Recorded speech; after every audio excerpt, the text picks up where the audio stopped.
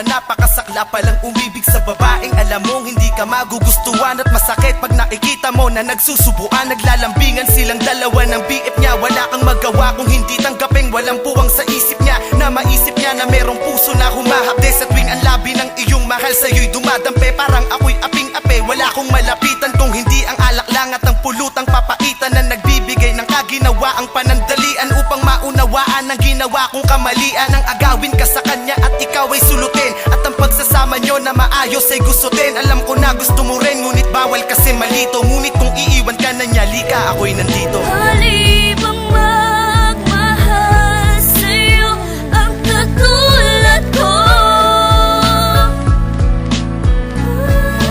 Kahit pa na alam ko may nagmamay-ari sa'yo.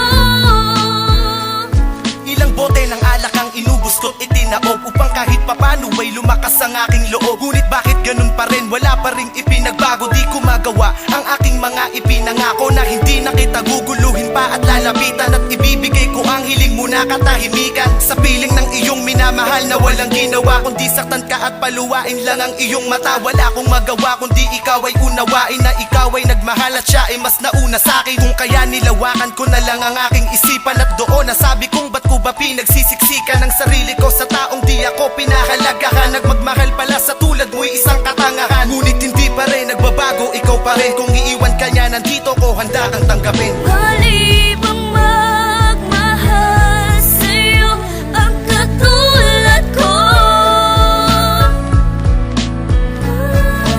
Kahit pa na alam ko may nagmamay-ari sa'yo. Mabigat man ang problema na sa'kin ay dumaan. Mahirap man kailangan kong bitawan upang gumaan. Yan ang aral na natutunan ko buhat ng matauhan. Dahil pala sa'kin kayong dalawa'y nagkatampuan. Kung kaya iiwas na ako, yun na ang aking pasya. Wala nang magsasabi sa iyo nang iwan mo na siya. Wala nang magdetect sa'yo gabi-gabi bago matulog. Di na magsasabi ng banging ka ba kasi nahulog na ako sa'yo. Wala na sa iyo nga aligay. Pag magmumura ka, wala nang tatapik sa iyong bibig. Sa tuwing magkikita tayo, di na ako sa'yo lalapit. Pag sa text hindi na tayo magtatawagan.